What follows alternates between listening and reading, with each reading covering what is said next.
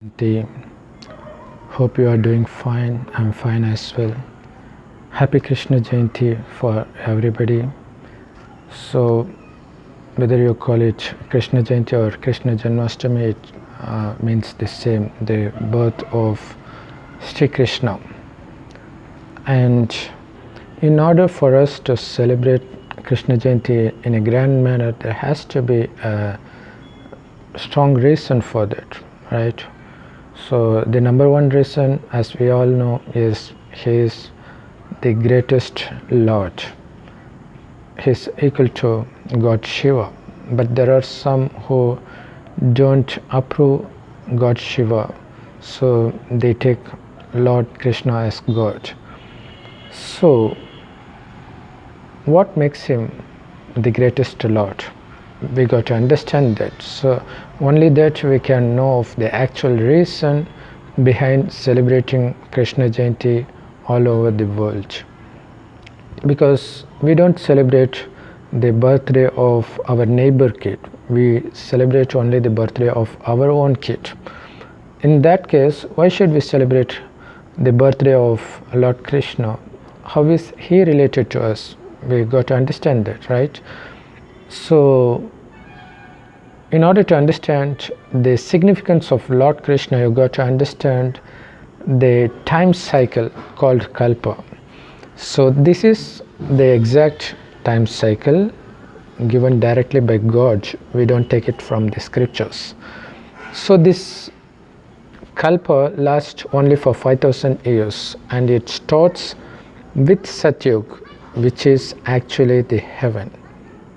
That's where Shri Krishna resided in the beginning of the world creation.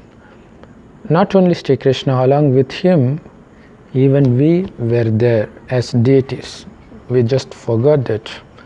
Like us, even Shri Krishna has forgotten that, because we are now at the end of these 5,000 years.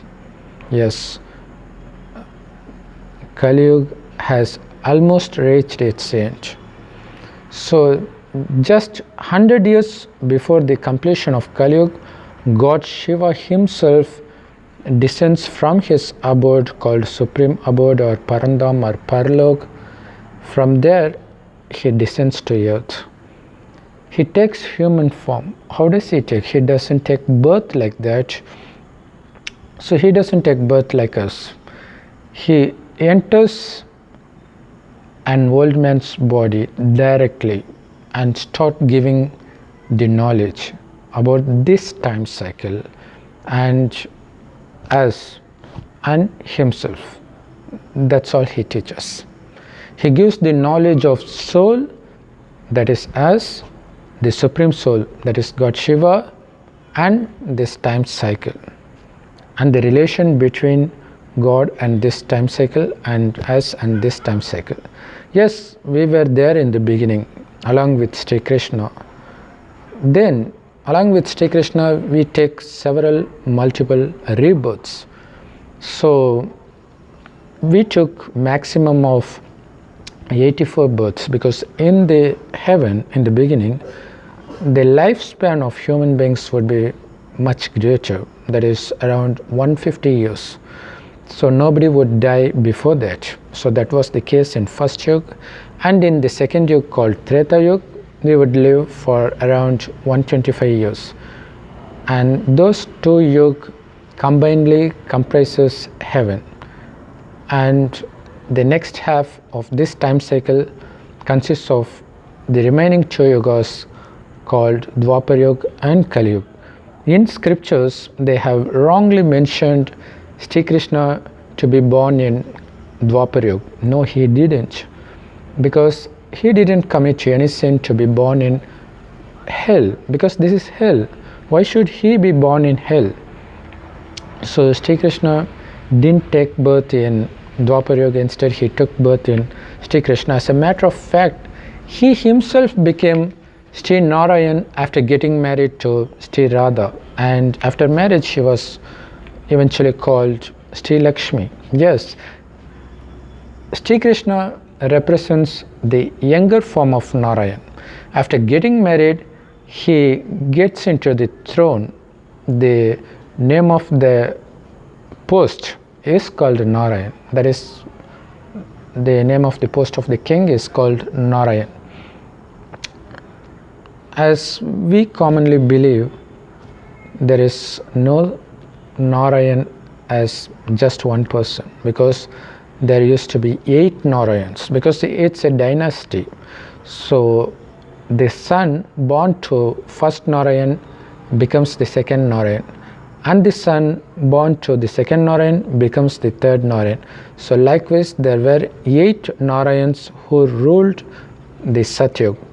So 8 different girls these Narayans got married to, they became Lakshmis. We heard of Ashtalakshmi, which means 8 Lakshmis, but what we didn't know of was Ashtanarayans, because if there were Ashtalakshmi, obviously there should be Ashtanarayan, right? But we didn't think of it because we are humans. It is only when God himself comes and gives this knowledge, we start thinking about it. So that is heaven, right? So for the first 2500 years, it was filled with purity, blissfulness, peacefulness, and wealthfulness, because it's heaven. It should be like that, right?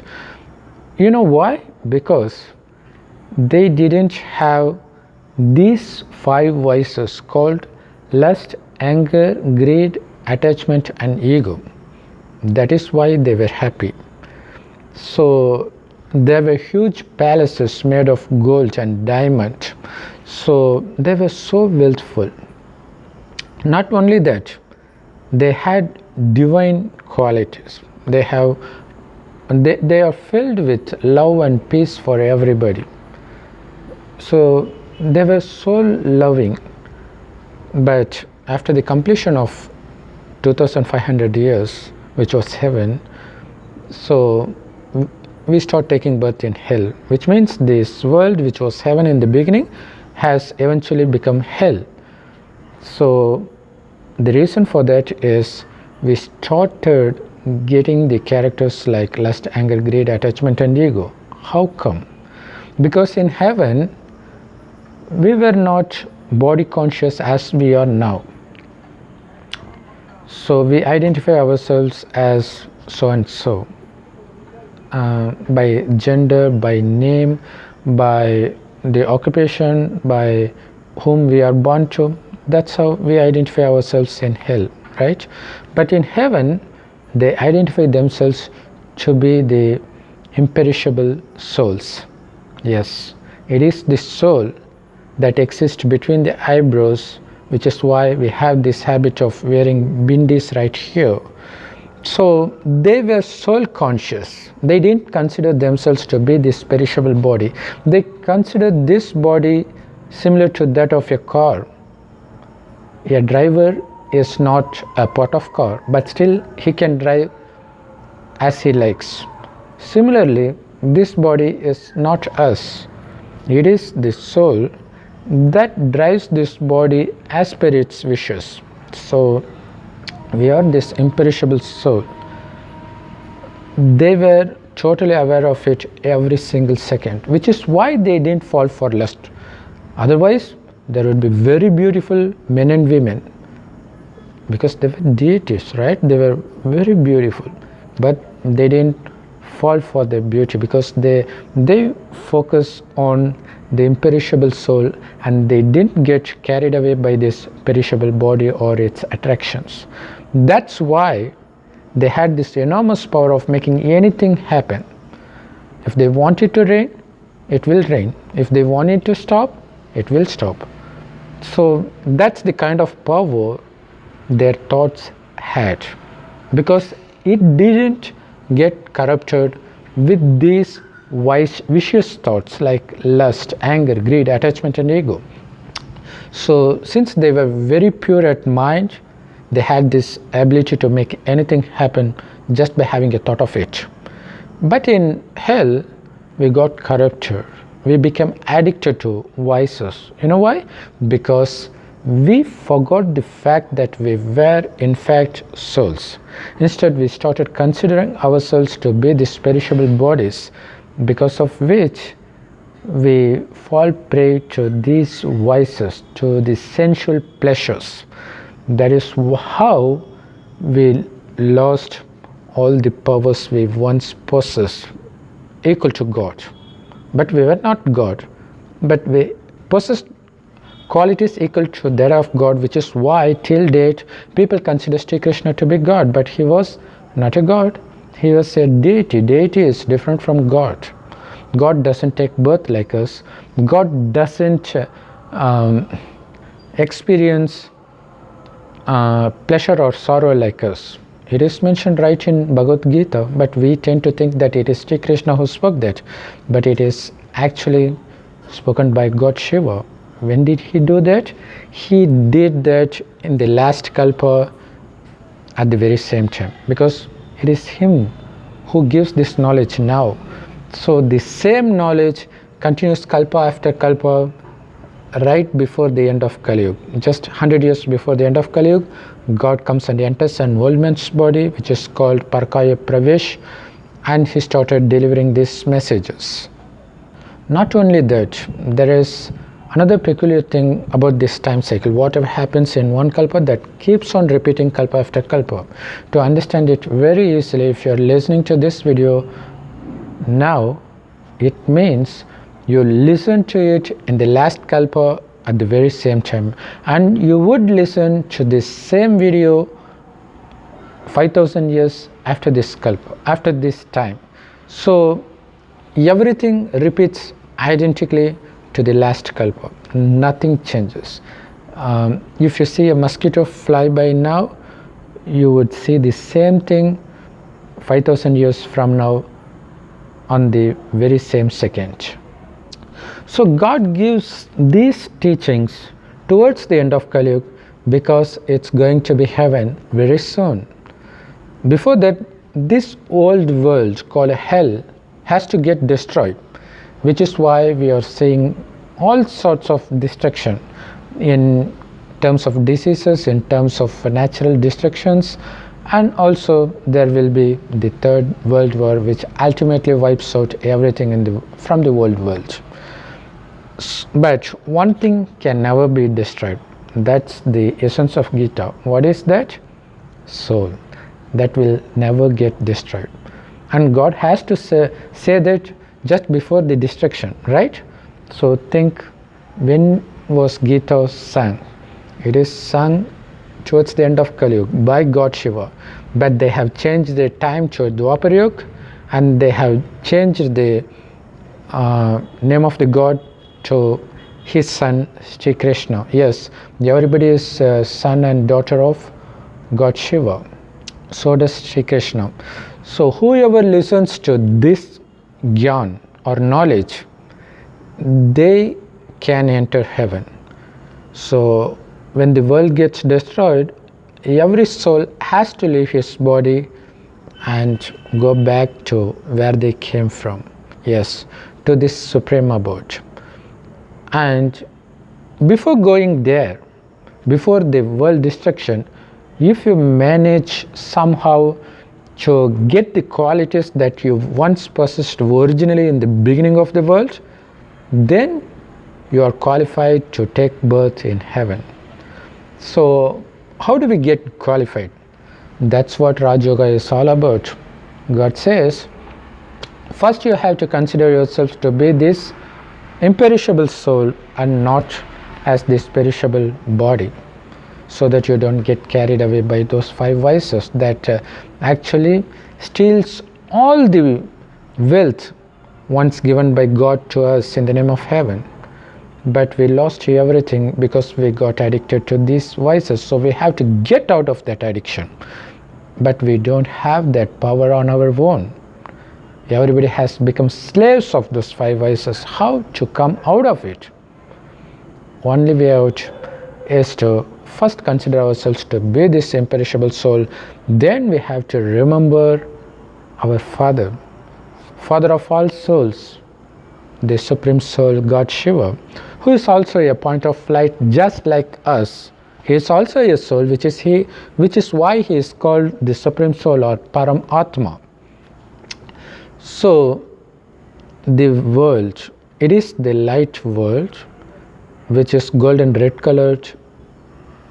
So we have to visualize God as a point of light shining in a golden red colored sky, because that's how he is.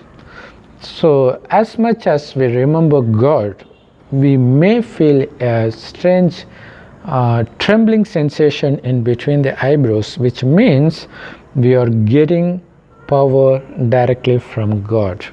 The more power we possess from God, then we can come out of all these 5 vices gradually, because that's the only way out, and God reveals this secret in the end of the Kali Yuga.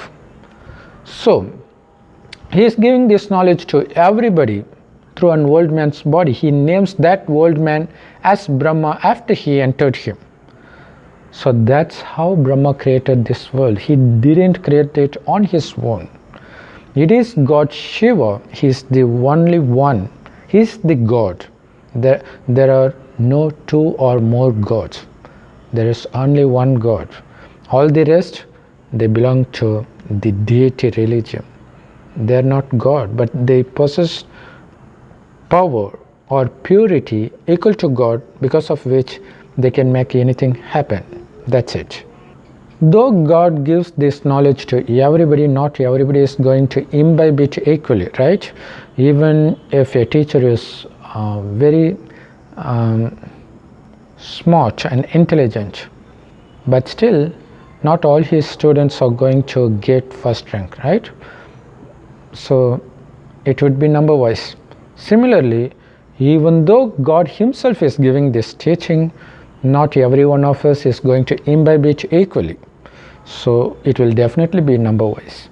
But whoever comes first, that is, whoever get rid of body consciousness completely, very first, he becomes Sri Narayan in the beginning of the heaven. So that's why in India they celebrate the opening ceremony for heaven in all Vishnu temple, especially in South India. Now coming to the topic, Dahi Handi. So it means the curd pot.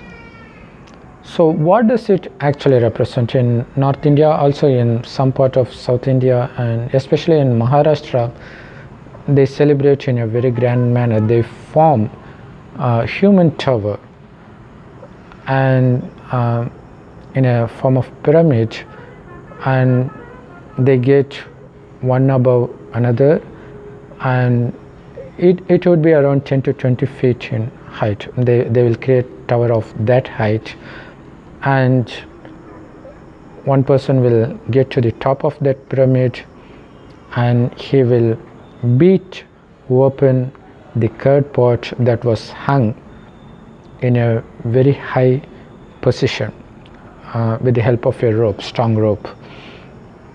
So they also give prize to those who break the pot in lakhs. But people think Shri Krishna actually stole butter from everybody, and to mock that they are celebrating Dahi Handi. But the reality is not that, because the story we read from Mahabharata, it didn't happen. Not only Mahabharata, Ramayana, Quran, Bible, nothing happened. If it happened, it would be called history, not as Puranas. So Purana means something that's going to happen in the future. It was represented as a story in a symbolic form, not in the exact form. So all those religious scriptures represent what's happening in this 100 years when God comes, and how we converts from an ordinary human called Naran to the divine being called Narayan, Naran to Narayan. This transformation takes place with the help of the knowledge given directly by God Shiva. So all religious functions that's been celebrated across the world, across all religions. They all represent to the incidents that's been happening internally within us in the last 100 years. This is called Sangam Yuga, or the year of confluence. That is the confluence of heaven and hell, you can say that, or the confluence of God and souls, or father and sons, because we are all sons and daughters of one Father, God Shiva. So what happens here is, he is teaching us the qualities that we once possessed, but we do not have that strength to reveal those divine qualities. That is why we have to do yoga. By yoga, all I mean is just remembering God as a point of light. That's what true yoga is all about. That's the yoga God himself comes and teaches. Okay, so the more we remember God, the more purified we become.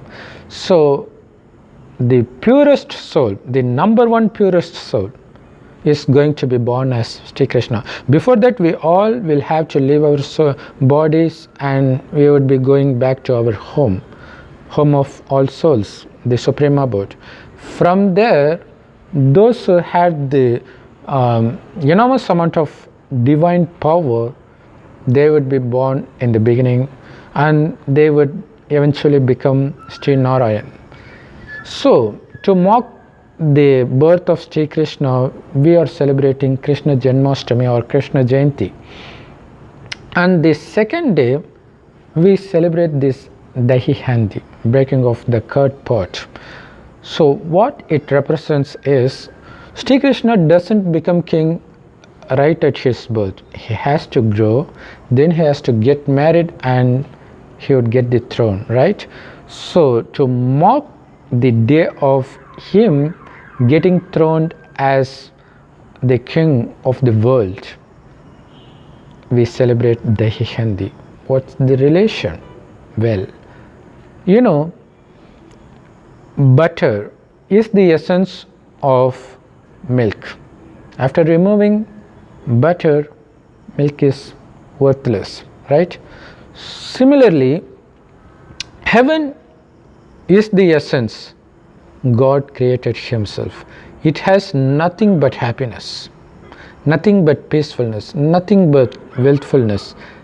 So we were ever pure, ever healthy, ever wealthy in heaven, because that's the essence of who we are. That's the essence of what this world is. So that's how God created, and we are eating the essence. Shri Krishna is eating the essence. He is ruling the pure world, new world. So slowly this world gets older and older, but still for the first 2500 years it was called heaven, mainly because it did not have any sort of sorrow. But the happiness in the beginning of heaven is going to decrease gradually. So that's going to happen, but still there wouldn't be any sorrow. Only when it becomes hell, we start experiencing sorrow. That's why it is called hell. So we got to take birth in the beginning to enjoy full heaven, because whenever we start taking birth, there is no going back. Whether it is Jesus Christ, whether it is Sri Buddha, whether it's Sri Narayan, nobody can go back. We have to take rebirth after rebirth till the end of the world. Only when the world gets destroyed that we can all go back. What's the difference between those who take this knowledge and those who don't take this knowledge? Those who don't take this knowledge, they will be busy committing sin after sin. They'll be filling themselves with sins. On the other hand, those who take this knowledge, they become aware of the fact that we were already sinful souls, because throughout the hell in the last 2500 years we have been committing sins in the form of lust, anger, greed and attachment, which is why we are experiencing sorrow now in the form of disease, natural disasters, poverty and so on. So it is not God who gives us this sorrowfulness. We created our own destiny, but without knowing that. Only now God reveals all this secret, and He also shows the way to come out of those sins.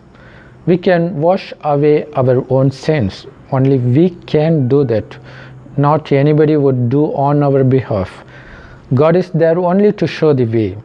And the only way is, and the easiest way is, just to consider ourselves to be this imperishable soul, and we have to continuously remember God as much as possible, so that we can get the butter of heaven.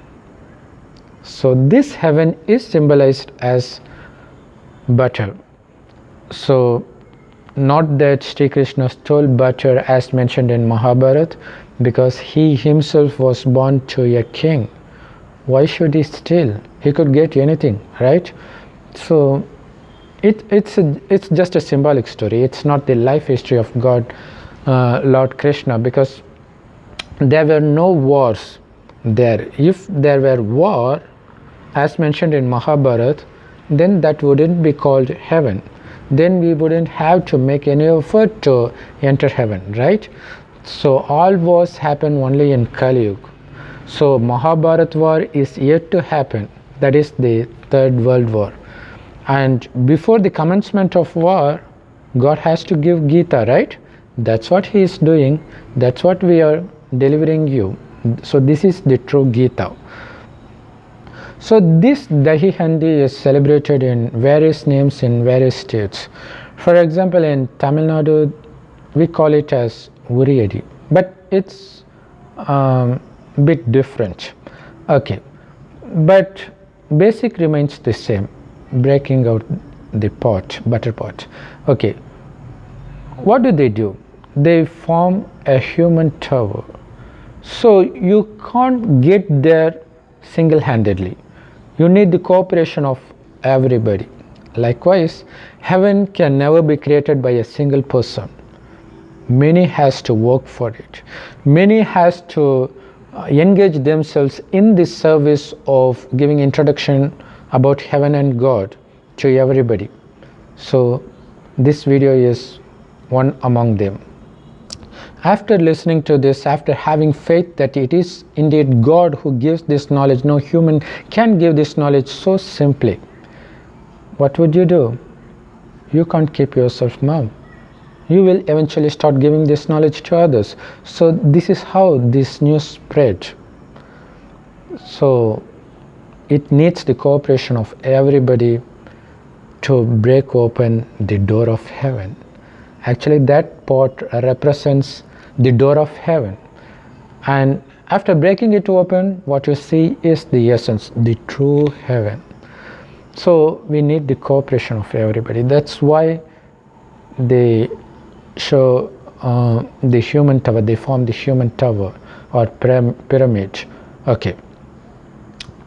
But not every single attempt is successful, right? If you watch that, they will crumble back after racing to the half or quarter off.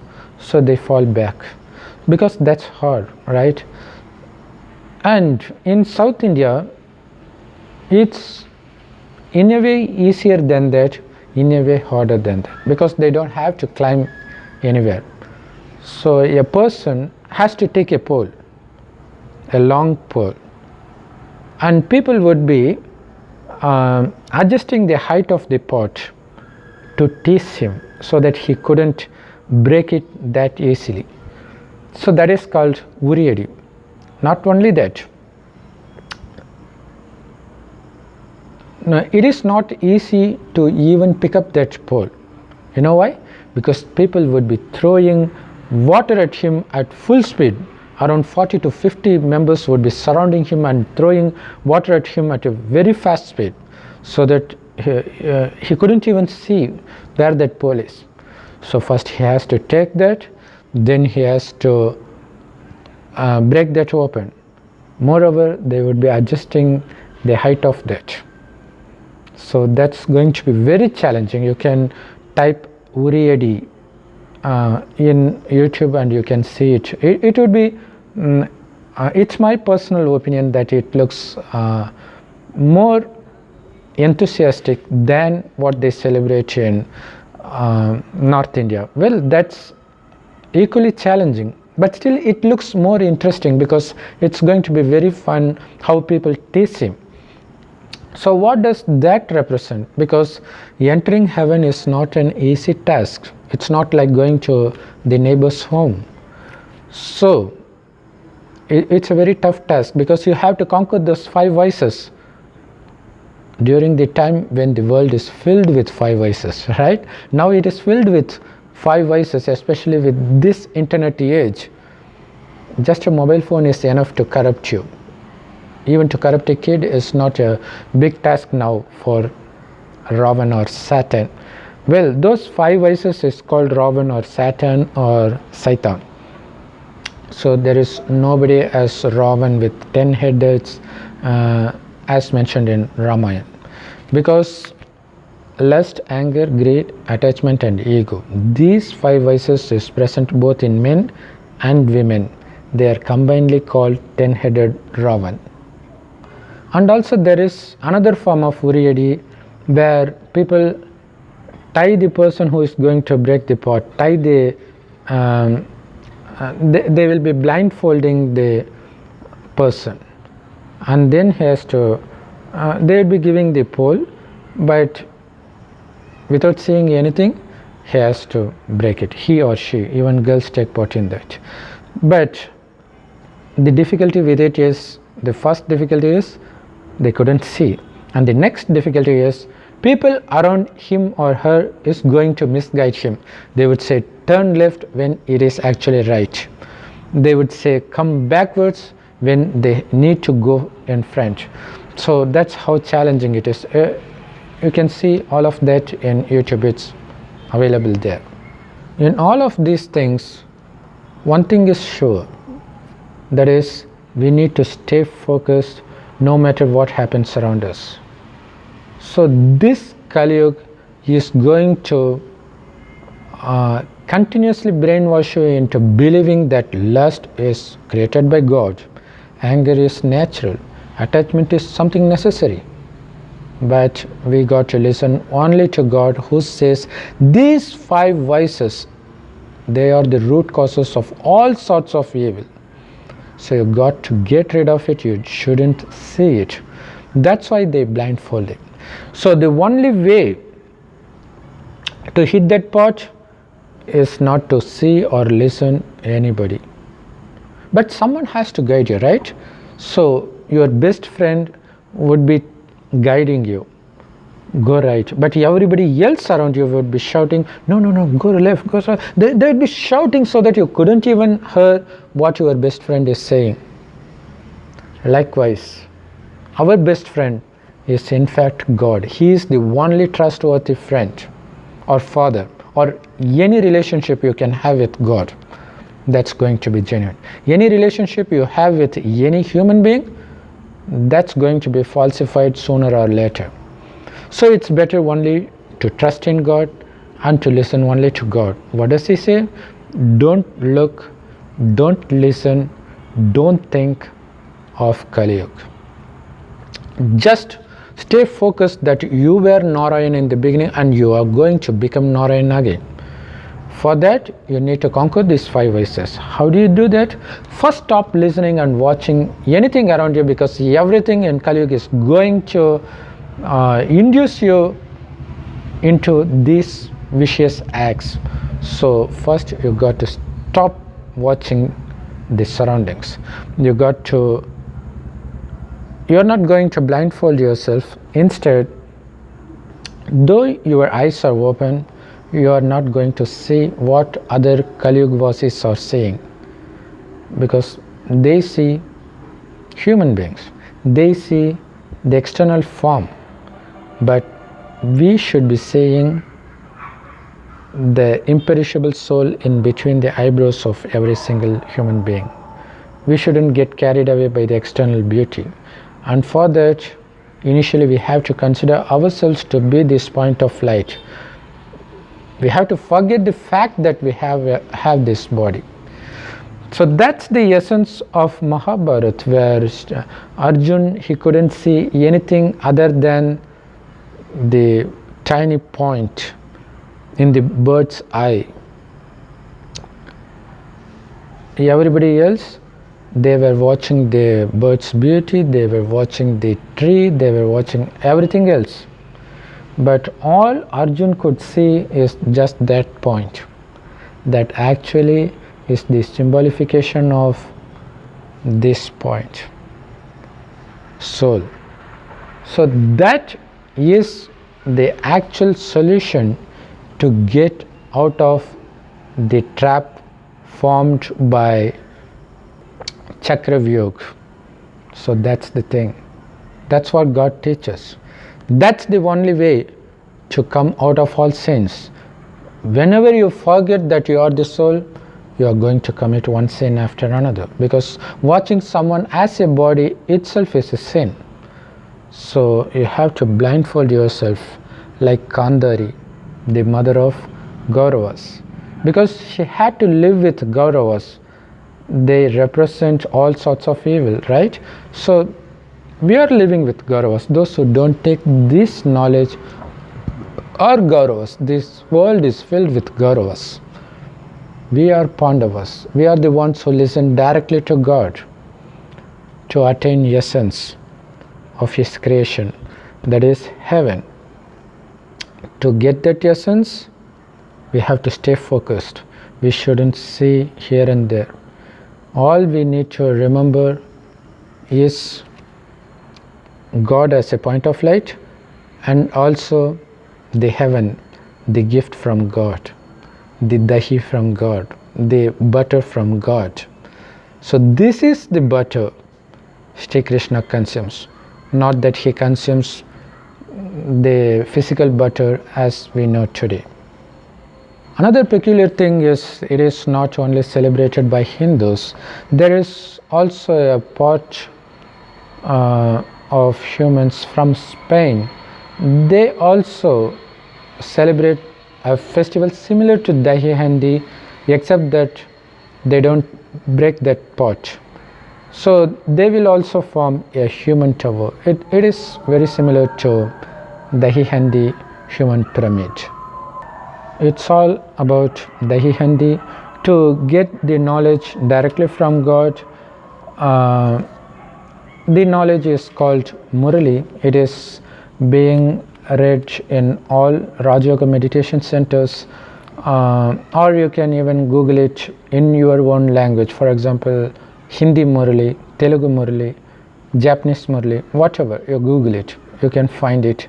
And in that site, there would be the address of the nearest Raja Yoga meditation center in your area, and go get there absolutely free of cost, because it is run directly by God. And also, if you need my help in locating the centers, then you can SMS me in this number 9894671743. Om Shanti. This is all about Dahi Handi. So I will see you soon in the next video. Om Shanti. Thank you so much for watching, and I'll thank you in advance for subscribing to this channel and for leaving the comment and liking this video. Om Shanti. Thanks again for watching.